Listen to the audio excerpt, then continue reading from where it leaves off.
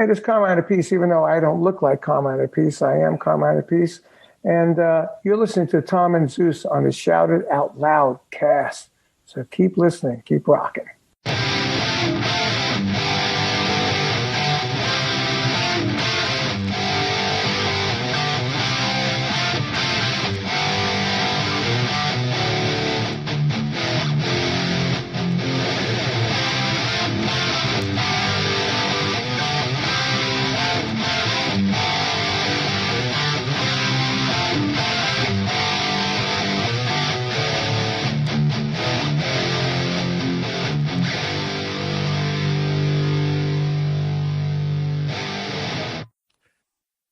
Greetings and salutations. Welcome to Shout It Out Loudcast. Don't turn your radio dial. You're in the right place because the first episode of the ARC interviews are here.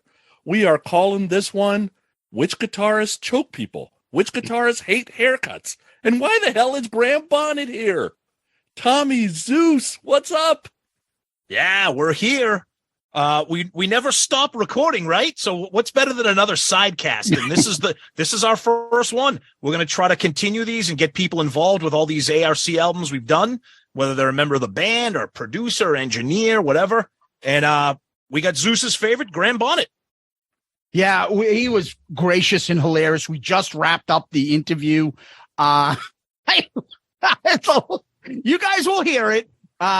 Graham was fun. And the fun part about this, we were just saying, is like, we don't know what we're going to get when we talk to these people, because we don't really have conversations. We don't do the pre-interview shit like they do on the Tonight Show. Right. And we don't know what we're going to get. A happy person, a grouchy person, or what you're going to hear next. We think you'll like it. So let's get right to it. So starting us off with our album review crew interviews, our first guest is Graham Bonnet, the legendary singer for one of our album reviews, Down to Earth from Rainbow. Graham has played with just about everybody that's pretty cool in music. Richie Blackmore, Cozy Powell, Roger Glover, John Lord, Mickey Moody, Yngwie Malmsteen, Bob Kulick, Slash, Vivian Campbell, Don Airey, and I'm sure a ton more. We are honored to have you, Graham. Thank you. Well, thank you. It's very nice to be here and to talk about my favorite album. Well, one of them, I'll say. Yeah. Excellent. That's awesome. So let's just get started with Down to Earth. So it was obviously a change for the sound of Rainbow with the album itself, and then with your vocal style. Tell us about how you got to Rainbow and your feelings about the band before you recorded Down to Earth, and what changes that you brought to the band with Down to Earth, because everybody thinks of that album, the two huge songs, All Night Long and Since You've Been Gone, classic songs. Yeah. Well, I didn't, to be honest with you, I didn't know who Rainbow was when I got the telephone call from Roger Glover, who was actually working with a friend of mine, Mickey Moody, on the Whitesnake album, I believe, at the time. And Mickey Moody and I were managed by the same people. And Roger said to Mickey, well, we're looking for a new singer for Rainbow. And he said, well, I can put you in touch with Graham. They'll be talking about getting in touch with me. And so I put you in touch with Graham because I have his telephone number and his shoe size and everything else, you know. So Roger called me up and said, would you like to come over to, it was sort of on the border of Switzerland and France, this place.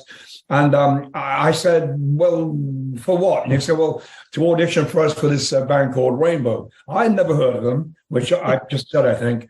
And so I went to my manager at the time, David Oddy, and I said, who is Rainbow? And so Mickey Moody took me aside and said, this is who they basically was Deep Purple come Rainbow kind of thing. You know, so, Deep Purple, I knew who they were, but I didn't know who Rainbow was. And Mickey said to me, yeah, I mean, he said they're a great band, blah, blah, blah. I told him who was in the band, etc. And so my manager said, you go over there and audition for them. Well, as I said, I had no idea what they'd done, Rainbow. And so I had to buy the albums or listen to the albums that Ronnie Dio had sung on before. And I learned what they'd done. Well, one song, a song called Mistreated, which actually wasn't Ronnie's original recording, but that was a song they wanted to me audition with. So I learned that song and went over and sang it at them, and kind of got the job. I remember going over there thinking, well, I don't know what this is, but okay. So I went there, did this one song, and came back to, at the time, went back to London. And I said to my manager, I still don't think I'm right for this band, because it's sort of semi-classical stuff going on, whereas I've been used to singing along with, more R&B and pop stuff.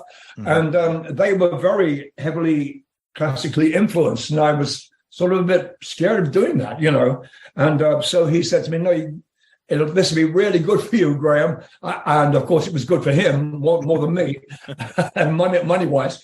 And he said, go back, and they want to start recording with you. I said, well, who else has been auditioned? He said, well, about 70 other singers, apparently. This is the legend, I think. And I said, well, why me, And they like your voice, and that's just the way it is. Because they remember you from other recordings I'd done in the past. Back with my cousin in 1968, I was in a group with him called the Marbles, and the two of us, it was just the two of us actually, were recording Barry Gibb songs, and that's how we sort of got started in my recording sort of new life. Because I came from a small town, we had a garage band. We went down to London, and we, for some reason, in the audience was sitting the old manager of the Bee Gees. And my cousin Trevor Gordon used to be in the Bee Gees when he was in Australia, when he was about 14 or 15 years old. It was called Trevor Gordon and the Bee Gees. And Trevor used to send me these records over that were recorded by the Bee Gees and him singing and playing guitar. Anyway, it went on that the guy in the audience, who was the ex-manager of the Bee Gees in Australia, came over to him. He was visiting London and said, I'm sure that Barry and Maurice and Robin would like to get to see you again, Trevor. So my cousin Trevor went over to Barry Gibb's house. I'm saying this very quickly. Went over to Barry Gibb's house and said, yeah, blah, blah, blah. They started to talk about what they wanted to do, and they wanted to record with my cousin again. So my cousin said, well, my cousin sings too. His name is Graham. And so like a couple of nights later, I went over to Barry Gibb's house, and we started singing and playing guitars and singing Beach Boys and Beatles and Stevie Wonder and R&B stuff, whatever. And then the job, hey! And then the job bar. No, that didn't happen. It's all good. It's okay. Yeah, so anyway, they sort of, Robert Stigwood came into the room. He was there, the manager of the Bee Gees. Hey. Oh. That's a dog that he's talking to, people. And hey, spoil my whole story here. Just I think I'll let her out. Hang on. That's okay. Yeah, so out you go. This is what happened with Carrie. She's got to walk like that. She's a lunatic. She's a good dog, but her mom has just gone out to get some laundry now, I believe. Oh, it's the whole rock and roll story here. So that's okay. Barry Gibb was asked by Robert Stigwood, their manager, and to write a song for me and my cousin. And a couple of days later, we recorded a song. It was called Only One Woman, and we went into the chart later with this particular song. It was never released in America. It was released in England and all over the place, Europe. And it became like a number one in certain parts of Europe, but a number 3 in England. So we suddenly had a recording career. And from that, I'm getting around to the Rainbow thing. From that, they were playing Rainbow, Cozy Powell, Don Airy, etc. were sitting around playing Spot That Tune. And my song with my cousin just happened to be one of the tunes they were playing on the cassette machine.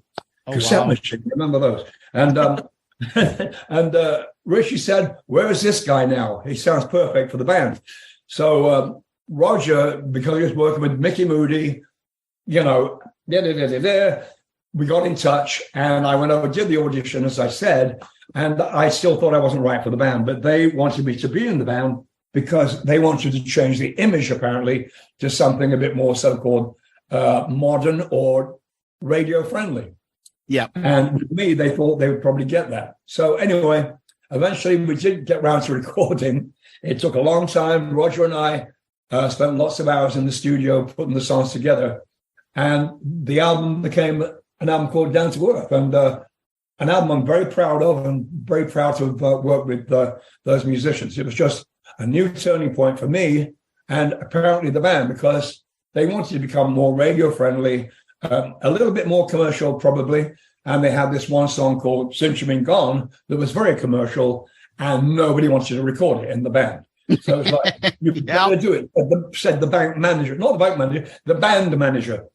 So the band, tied up and handcuffed, went into the studio to do Since You've Been Gone. And that changed the direction of Rainbow and me. The two, mighty whatevers clashed. And it was a good combination, I think. And I'm very glad that I did that in the end. And I think they were too. That's great. I don't know if I said that story properly. I'm all over the place. As I said, I'm just spoken. No, it's okay. It's all good, brother. Great. Sonny, you have a question. Well, Graham, you had said, when you're recording, okay, so they want to go a little more commercial. You have some commercial songs. But at some point, the guy who loves Little Richard and Buddy Holly has to sing this Dungeons and Dragons Man on the Silver Mountain. So is there a conversation that happens with Richie saying, that's not going to sound the same, I'm going to have to do it my way here? I did it my way. I did it my way. Frank Sinatra said it better than me. Yeah, I could not emulate or copy what Ronnie did. And that's one of the points I made. I said to my manager, at the time before I was in the band, I said, well, I don't sing like that. I've got a completely different voice. And that's apparently what they wanted. And I wasn't going to copy Ronnie's style, because that's not what I do. I said I sing the way I sing, and that's it. But they wanted it to be that way, and it turned out pretty good. But it was weird coming in after a guy like Ronnie, who was very much kind of the, Dungeons and Dragons guy. And I'm the guy with the short haircut and the suits. Yeah. Now, one of the things that I wanted to ask you about is there's always that part where it says that all the songs were written by Richie and Roger. But I've heard, and I got the Martin Popoff book who talks about the Rainbows and you guys, that you've mentioned that a lot of that stuff where the melodies and stuff came from you. Yeah. So did you participate in the songwriting, and perhaps as the new guy didn't get a lot of the credit or something? Yeah. No, I didn't, because I didn't realize what I was doing. Roger would give me a basic tune, a very rough idea of a tune for, the melody for each track. Yeah. And we did each track probably 4 times with different melodies, different lyrics, blah, blah, blah, like a verse and a chorus, whatever. And we choose from those, which is going to be, the final product. But Roger gave me a vague idea of how to, what melody should be sung here and there. And he said, just do it your way, take it where you would take it. And that's basically what I did on all the tracks. And I didn't realize I was songwriting until much later, many years later. And somebody said to me, where's your name on the credits? I said, what do you mean? Didn't you write yeah, but I didn't think writing was just singing and making it up as you go along. Yeah. After that, that's all I did. I made it up as I went along. Any way you want it, do it, take it your way. So I didn't realize I was a songwriter until now. And now it's like, a bit too late now, but yeah. Now, so we're talking about, and by the way, I'll just say, was it last Christmas, Tom? Tom got me the Monsters of Rock live at Donington, where you guys were the closing band, headlined this for the first Monsters of Rock. You do justice to those Ronnie James Dio Rainbow songs. I love this. And I will tell you, I don't have a problem the way you sing those songs. I think it's, it's not obviously Dio, but you still do a good job. And the whole album is incredible. Oh, thank you. You're welcome. That's a lot. Yeah, because that was one thing I was kind of nervous of, because I wasn't your typical long-haired, looking singer for a hard rock band, whatever Rainbow is. I don't know what to call it, heavy song, whatever. Yeah. Heavy metal band. I never saw them as heavy metal. I sort of heard that band as hard rock or heavy rock. Yeah. But whatever it is, I didn't seem to fit. But anyway, it's in the end, it became that I did fit. But I remember one night, in fact, one of the first nights we played somewhere, I've forgotten where the hell it was now.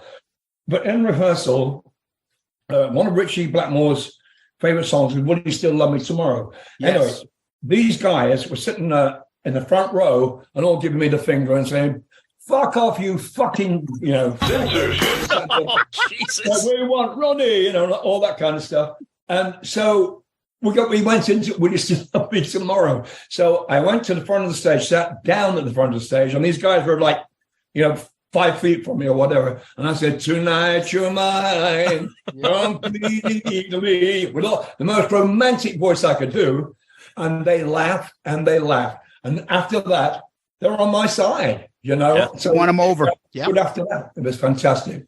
It was a bit of fun, and they realized I wasn't Ronnie Dio, and I didn't want to be. I can't emulate him. I don't want to copy him, So anyway, that's the way it went. Yeah. And after that, everything became pretty good because we had lots of good press, blah, blah, blah, and everybody knew what to expect after that, I think. So you had the two big songs that we always talk about, the All Night Long and Since You've Been Gone. Those are the ones that I think everybody will agree with, that really showcase the power of your vocals, the pop sensibility that you kind of had prior to coming into Rainbow. But Down to Earth also has a couple of songs that are a little bit, kind of a little bit more somber, like Eyes of the World, Making Love. Were those songs, like, was that a challenge for you, or because it was very different from an upbeat pop like Since You've Been Gone? Those were a little bit more darker and somber. Was that something that you were used to in your previous career, or was that something that you kind of had to adjust for that? Yeah, I mean, it's those songs, I love those songs, and I just sang them my way. Yeah. My voice is the same on these tracks on the Down to Earth album as they were back in 1968 when I was singing stuff with my cousin. It's the same voice, and that's the voice they wanted. And it was very easy to adapt. It wasn't anything really new, but I understood that I got to be a little bit more raunchy or whatever. And but I wouldn't change my image because that's who I am. That's who I've always been, and I can't change the way I look, and I can't change the way I sing. If you want me to be in this band, it's not the way I look; it's the way I sing, and that's what happened. People like me after that. I was very confident after that first gig when that happened. I thought, "Oh, this is fun." And don't be scared, Graham. Go out there and show them what you do and do it your way.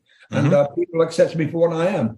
And suddenly I find myself, I'm in the heavy rock singer, top 10 or whatever. I'm going, what the fuck is that? Yeah. I'm just a damn singer, for Christ's sake. I'm not the heavy rock singer. I don't like being labeled. I don't think anybody does. Right. But suddenly I'm like Bruce Dickinson or whatever. Right. And Bruce is a friend of mine, so he's a different kind of singer too. Right. So one of the things, Graham, I saw recently, I follow you obviously on social media. There's that kind of famous YouTube clip where Richie is, being kind of Richie, and he's talking about the story about the haircut and how the legend goes that he wanted you to grow your hair out. And so when you were on tour, he had somebody supposedly sit outside your room so you wouldn't go out and get a haircut. And then one day you jumped out the window and you posted that video on your social media. And you're like, listen, people don't get Richie. And this is the truth about this.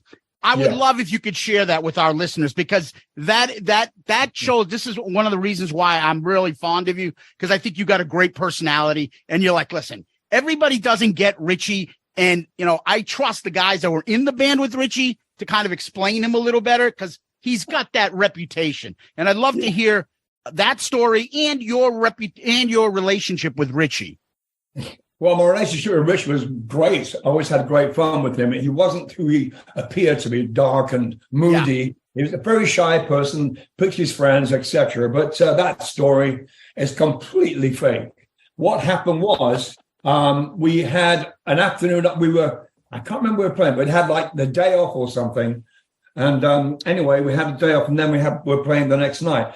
And that afternoon, I think we're in Edinburgh. I can't remember where exactly, but I was with my ex-wife, and my hair was getting scruffy. If you have short hair, you've got to keep it trimmed. You know what I'm saying? So, so I said to her, "Oh, while you're shopping, there's a barber shop over there. I'll go and get my hair trimmed." So that's what I did. There was no guard on the door. In fact, I had been to see our tour manager, Colin, and he said, "Yeah, I'm supposed to be the guy that's sitting on the door." I said, "I know. Isn't it fantastic? We're like 3 flights up. I'm going to jump out the freaking window." Yeah, sure. This did happen at the Holiday Inn. You know what I'm saying?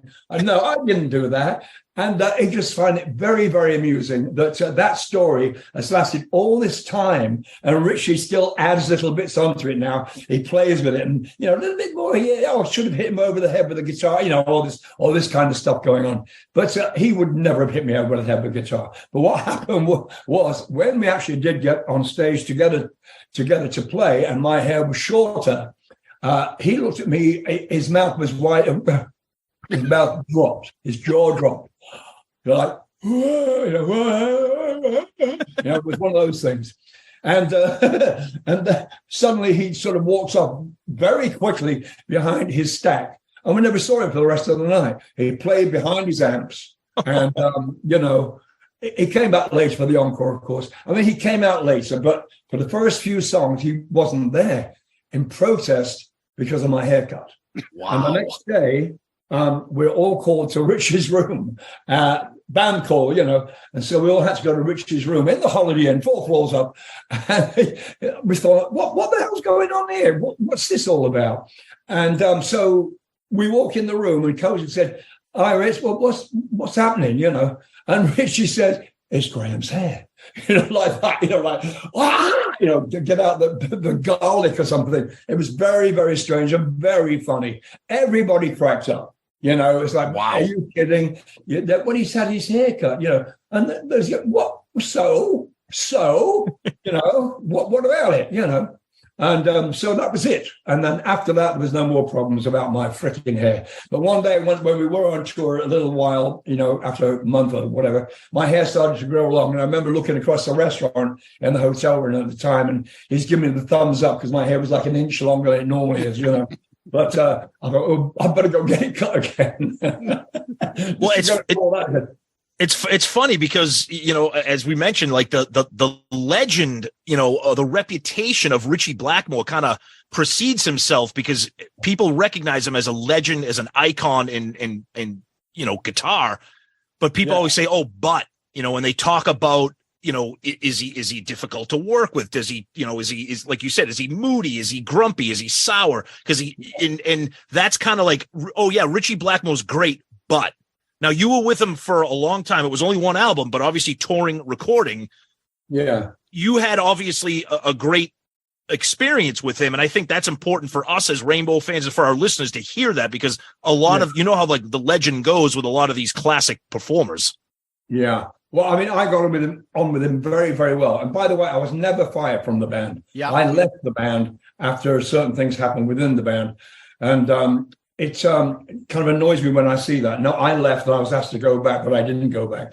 Anyway, Richie and I got on pretty well. I would go to his dressing room every night, and he had a bottle of, I think it was Jack Daniels, and it had a certain mark on it, He said, "Well, Graham, if we drink it to about there, we should be about right." Should be about right. And I said, "Oh, yeah, that should do it," which it normally did. It was about, I don't know, a couple of inches. He had an inch of his, that's how it went. So then he said, "Everybody, all right, and who are we going to play a joke on tonight?" "Oh, I don't know. What should we do?" So we'd have jokes. We'd work out, stage jokes. And one night it was, I remember it was when Cozy finished his drum solo, we came walking out with, 10, 9, numbers on cards. That was one thing we did. But it was always, 10 out of 10, Cozy. Nah, it was an 8 tonight, sorry. But, it was like that. And every night I would go into his dressing room and talk to him. He'd say, "Graham, you're coming down. Yeah, I'll see you in a bit." And I would always have no problem with him. But I can see what it is because other people I've heard from who he's worked with, I've had a bad time with him, and I don't know why. I'm easygoing, very, very easygoing. And I think it's a problem from the other people that have the problem there, not necessarily him. Interesting. You know? And I don't know anybody in particular, but I've heard this, but he's just a very, very, he keeps himself to himself. He wants his own space, you know, one of those guys, you know. Interesting. I remember in Japan when like 10,000 people were attacking him for autographs, he would sort of go, okay, that's enough now. And it was enough, you know, after a show. Sure. Go to your room. And that's all really, you know, he just wanted to, he didn't understand why he signed autographs. Neither do I, but you do. But, you know, that's who he is. Very much a keep himself to himself guy. Yeah. Yeah. So one of the things I wanted to ask you is, and you're right. I've heard about the stories that sometimes get said that you were fired, but you ended up they were trying to do the next album and then nothing really was coming of it. Now, am I mistaken? But did you record a version of I Surrender? And is it out there? Like, is it available? Well, when we started rehearsing in Copenhagen, we were going to get ready to do the next album. There was me, Cozy had gone at this point. We had a new drummer, and it just wasn't the same without Cozy. We're very, very good friends, me, Cozy, and Don Airy, in fact, like the Three Musketeers. The three of us stuck together. We always had a laugh about the band. You know, we kept everything very lighthearted. Anyway, what was happening was, nobody's really turning up to rehearsals to start, you know, making up new songs. So one day there'd be like three of us there, another day there'd be two of us there, and then another day there'd be nobody there. And it was like the band had completely gone downhill. I thought the band was going to split up, to be honest with you. I thought that was it. And I said to Don Airy one day, I said, we don't have any songs. What the fuck are we doing? You know? And he said, I don't know, Graham said, but we do have one song from Russ Ballard. And we have this song called I Surrender. Mm-hmm. And Roger said, well, what we could do is go in while we're doing nothing. We could go in and you could do some backing vocals on that. And that's what I did. I did the backing vocals, no lead vocal at all. Oh, okay. I did some, I did the chorus vocals kind of thing. And after that was over, it's like, okay, what happens next? And so it went back to that kind of nothing rehearsal for the next album. And I said to Don, well, I think I'll go home. And Don said, I'm going to go home too. He said, I think this is going nowhere.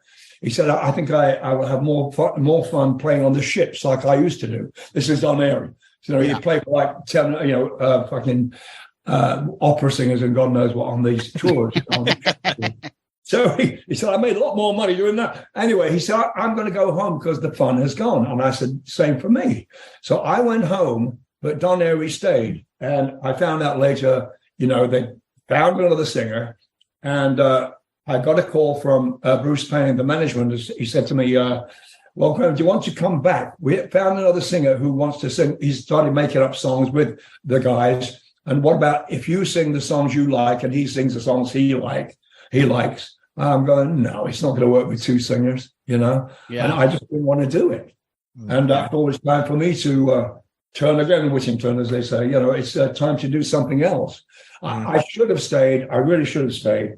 But they found, you know, Joe Lynn, who's a great singer. And I think that's probably what Richie was really looking for. He wanted, I remember when I first joined the band, he wanted to do like a foreigner thing. Yeah. And who else? I mean, he was perfect, you know. Yeah. So that's when I didn't go back. I decided to sweat it out and see what was going to happen next. So they went on without me. Yeah. Mm-hmm. Sonny. Graham, do you remember making the videos? They were pretty much performance videos, but when we were watching them, and I don't know when was the last time you saw the two videos you guys made, but your energy and everybody else's energy is at a different level. Yes. Right? Like it's you amazing. look like you're ready to party, discotheque, you're ready to rocker it out. And those four other guys seem like they're in Deep Purple still. I don't know. I always think I'm a bit boring. I used to say, well, what can I do on stage? I'm boring looking. I've got a freaking tie on sometimes, and sometimes the tie comes off. I thought, what can I do? And people said, what do you mean, what can you do? You're doing it. And I don't realize what I'm doing. It must be something that I forget about next day or something. Oh, man, you're really great tonight. In what way? You know, I was. I thought you were great. I didn't see anything really good coming from me. And I never really... Well, in the last few gigs we've done recently with my band, I suddenly realized, oh, yeah, this is going very well. The band sounds fucking great. And I'm really pleased the way I sound. And I never say that. It was like, I remember after one of the first gigs we did this year, my guitar player said to me, "Graham, that could be a DVD. That sounds so damn good. We won't have to fix anything." And I'm going, "Oh shit, really?" And to hear that from this guy, awesome. And then the second night and the third night and whatever, he said, "It's so much. You got so much energy. You're singing really great." And I thought, "I am," but I said, "Don't play it to me, whatever you do," because I'll just say, "No, that's fucking crap." I hear every bump note. You know what I mean? I hear every flat note, every sharp note, every cough, every squeak. But he said, "No, there's none of that there." So I obviously had a lot of energy, even though I was probably half asleep. No, I wasn't. But I'm like 195 years old now, and it's people say, "How the hell do you do this still?" I say, "Well, this is my job. This is all I do, and if I don't do it well, then I might as well not fucking do it." But so I never think I am doing well, but when I'm praised for that, I accept the praise and go, "Oh, you may be right." once in a while, my ego kicks in. And I go, "Oh, not. Yeah, it's pretty good. Yeah." But I listen to anything I've done. Even when I've recorded an album, it's like I'll listen to that in a year. There's always, you hear every little breath, every mistake, every no, that wasn't quite right or something.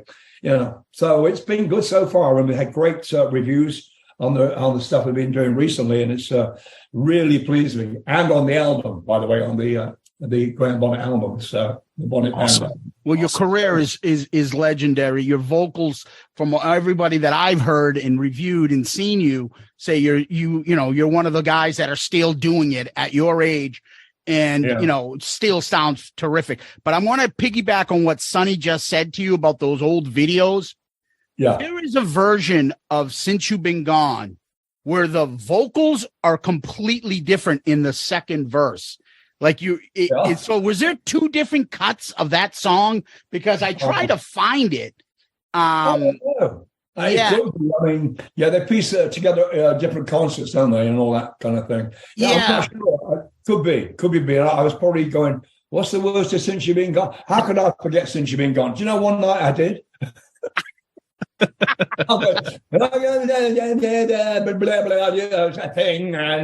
that's yes. And it was one of those like whatever. You sing it. Give the microphone to the bloody audience, who sang it perfectly. But one night I did actually forget the words to that, and I don't know why. It was a brain fart, the ultimate brain fart. I've sung that song probably 8,000 times, and sometimes that does happen. But what you've probably seen is probably different clips from different nights, I would think. Yeah, it was interesting to hear. The only other things I wanted to ask you real quickly about were the last two songs on Down to Earth, Danger Zone and Lost in Hollywood. I think vocally, maybe I'm wrong, they seem to be, I think, your best part. Like your performance on those are not easy songs to sing. No. And I think you really hit it out of the park. And those are the two deep cuts that I wish people would gravitate to, but they always hear the singles and think that's what the whole album is. Yeah, but those two last songs an album there. Are fantastic. You play Lost in Hollywood. Lost in Hollywood and Danger Zone. Yeah, I love those. Those are my two probable favorites.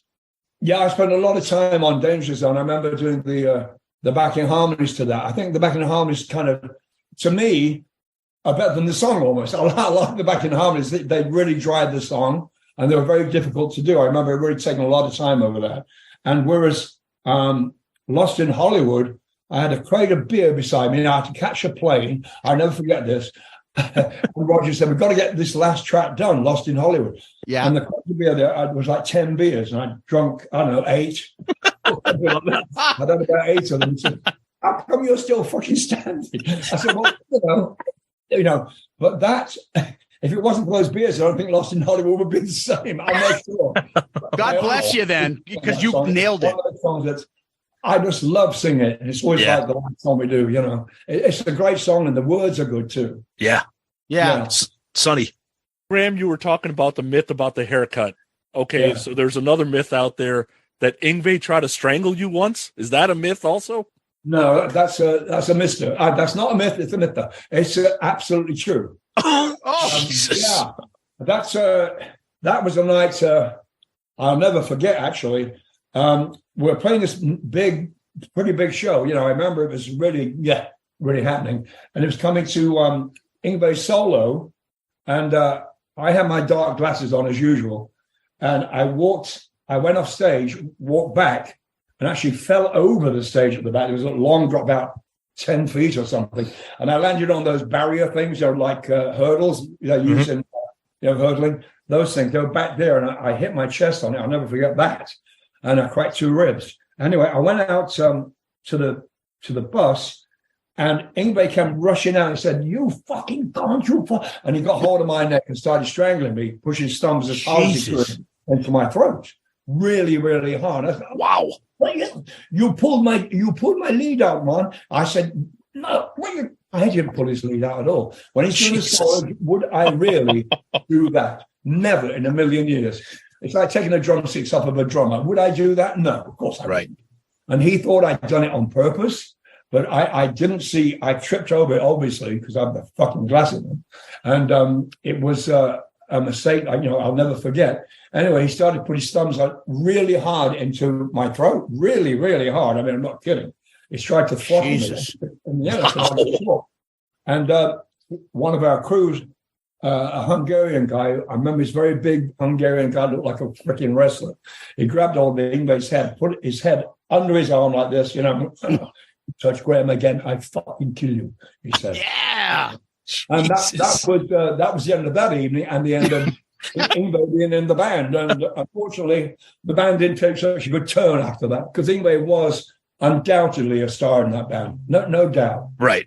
Wow. Now, what would you say the comparison between Yngwie and Richie? Do you have your thoughts? Hey, well, Yngwie was great at first when he first joined the band. It was fantastic. But then when he saw that the audience really enjoying him more than anything, watching him do all his guitar playing, which was incredible to watch. This was a kid, he was 19. Yeah. And he's playing all this stuff. I go, wow, look at that. This kid is amazing.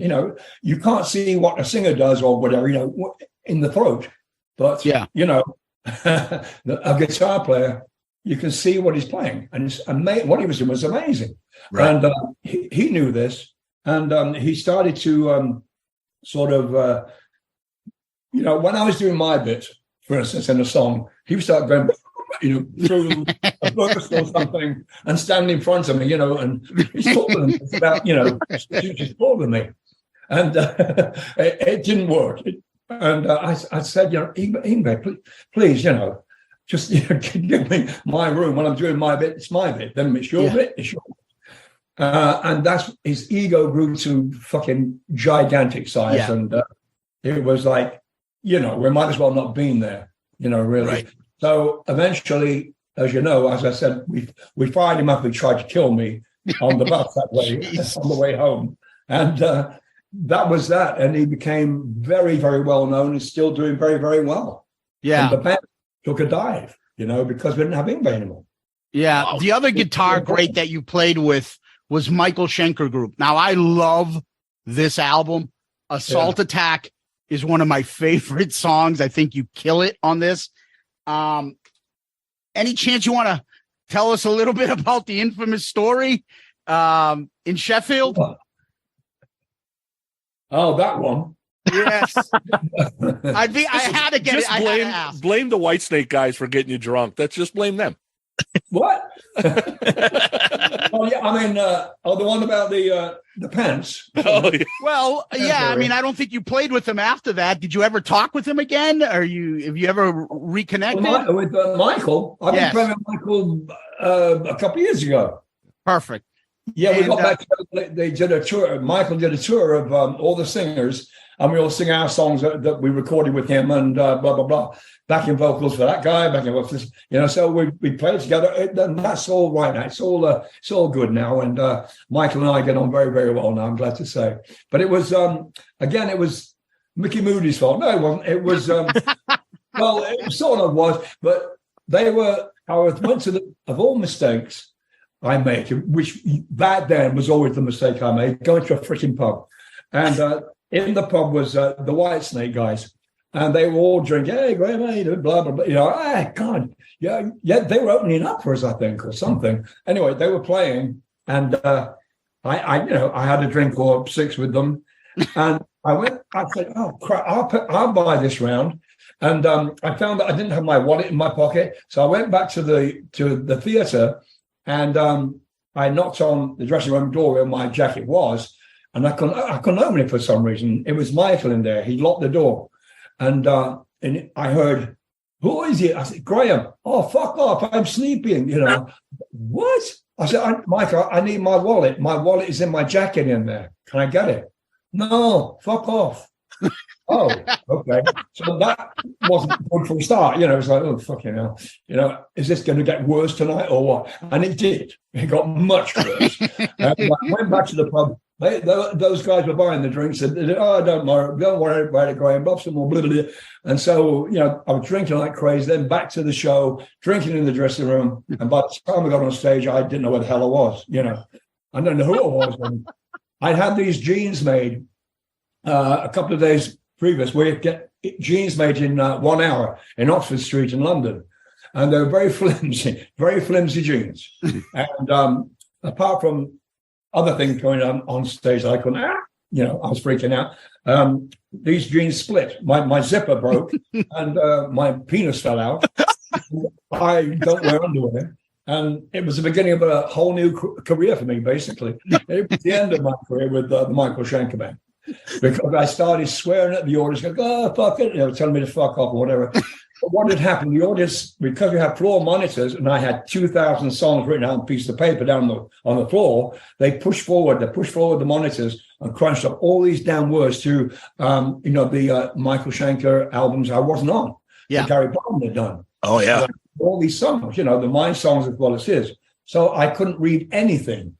And I said, you fucking, I started swearing. I didn't care what the hell I said. And I just went, look here, I walked off stage.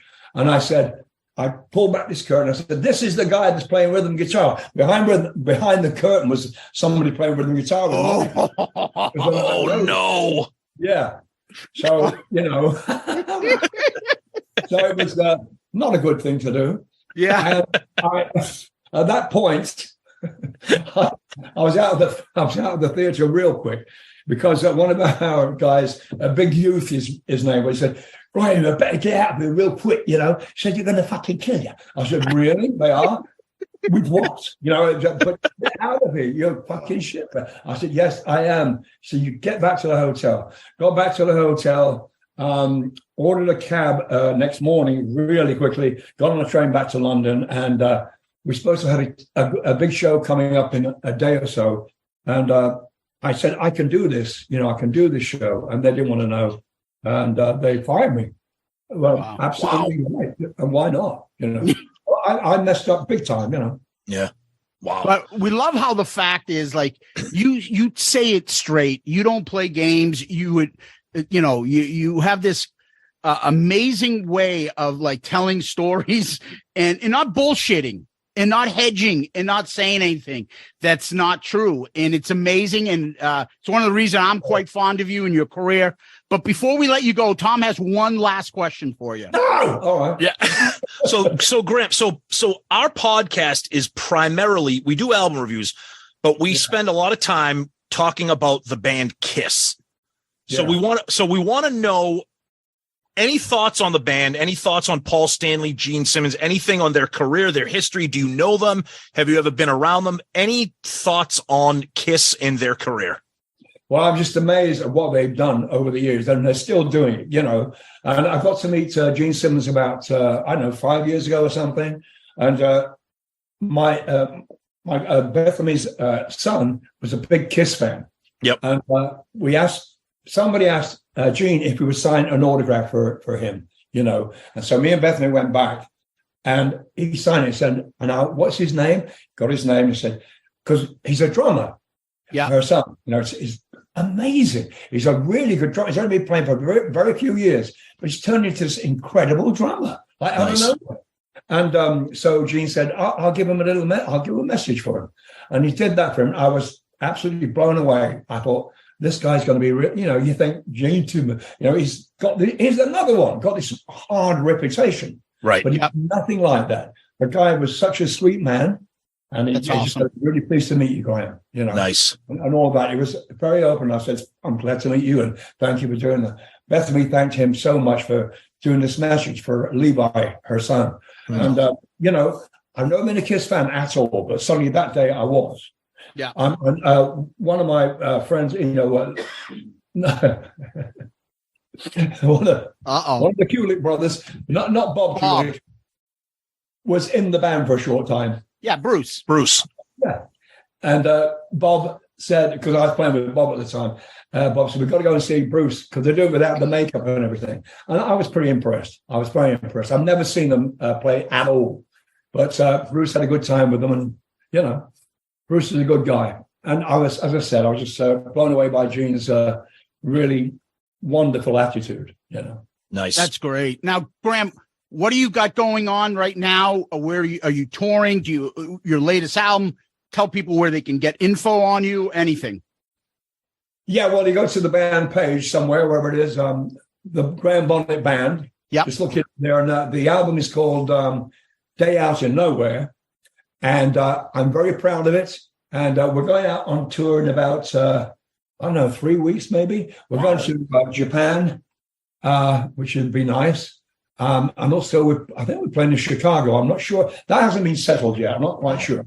But gigs are few and far between, as you probably know. Everybody's like going home because of the COVID thing and people resigning at my age. They're going, I've got enough of this, So we started playing. We're going to start rehearsing very soon because I'm very proud of what we've done. I'm very proud of the two videos we made on this song. There's two songs on there, I should say. One's called Imposter, and the other one's called Uncle John, which both of them have a huge amount of truth in them. Okay. Listen to the words, So I'm very proud of Bethany, Conrad. We're the roots of the band. There's me, Bethany, Heavenstone, and Conrad Personato. We're the roots of that band. Yeah. We've had a couple of different players, drums and keyboards, which we're probably going to change on this. I don't know yet, but, I can't really say who it's going to be. But I think, we've got the songs. We're the main songwriters. And so, that album, I'm so proud of it. The sound on that, Conrad did a great job, and Bethany did a great job working for the album. She really did. And so the sound on the album is one of the best vocal sounds I've heard, actually. It really is. It really picks up every nuance, And that's what I always used to be missing when I was a lad, when I was back in 68. They would bring out different microphones. No, that doesn't sound like you. And they put a whole bunch, like a bunch of flowers. So singing to that one now singing to this one, now singing to that one. And I go out, wow. That's a 58, that's a 57, that's a 91, that's a 126, and that was WD-40. Yeah, so it's like, but this microphone, and I can't remember what it is, the freaking serial number or anything, but it's a really good vocal mic. And Conrad really works hard on that to make it sound like me instead of like somebody singing in the other room, which kind of happens sometimes. And I like all the tracks on there, especially Imposter and Uncle John. They're the two videos we did. Yep. And they are pretty good. I'm very, very proud of it. I'm proud of the band. I'm proud of the people I'm working with. And I'm glad they don't hate me. Yeah. Well, thank you, Graham. Yeah. Oh, I'm sorry. Go ahead, Sonny. One more quick thing, Graham. What is it about Japan that embraces certain artists? Like there's certain American brands that can't even get arrested in Japan, but then they love, like when they're loyal to somebody like a Graham Bonnet, man, they are loyal to the hilt. Yeah. Yes, absolutely. I've known people there for, since 1980, and they're all growing old now, losing their hair and gray. And that's only the women, I don't think quite come out the right way, but you know what I'm saying. But I mean, they're the most loyal fans ever. And I remember Cozy saying to me the first time I went over there, he said, when we get there, he said, you won't fucking believe it. You won't believe it. I said, what do you mean I won't believe it? He said, just wait till we get there.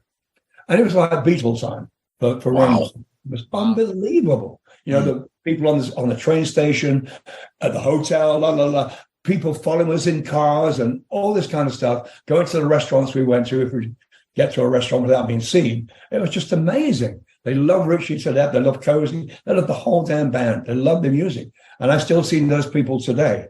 And when when this album came out, they embraced it. Absolutely. You know, they follow my stuff as well as Rainbow, you know. So it's been really, really nice. And I appreciate what they do. It's just I want to play here. I like to get out of bed in the morning and not have to get on a plane. Sort of, you know, get in a car maybe, but not in this country somehow has not quite heard what we do. I don't know what it is, but we never play here. Very, very rarely. We do a short tour here and there, but not a real long tour, which is something we're looking to get, you know. Well, hopefully you can come up to the Northeast, like Boston area. Yeah. I mean, anybody is listening, please. Yeah.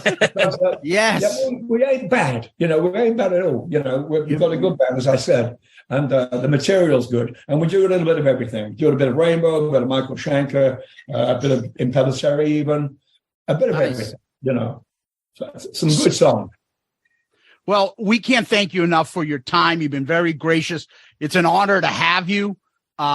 We love your performance on this, and you're continuing your, you know, this legendary rock career. And we hope that you do come around and a lot of the listeners get to, you know, hear you and this new band and your new album.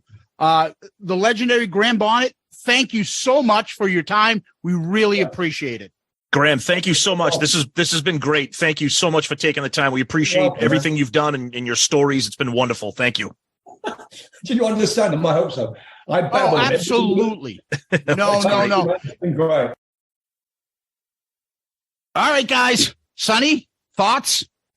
Well, you got to love an interview that you ask 3 questions and it lasts, 55 minutes.